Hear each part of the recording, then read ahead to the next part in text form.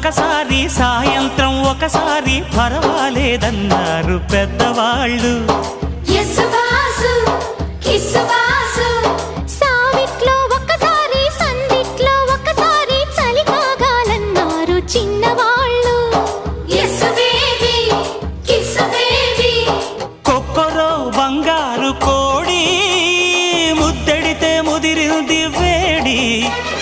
పిల్లగో చూశాని నాడి అదిరింది కన్నెబాడి.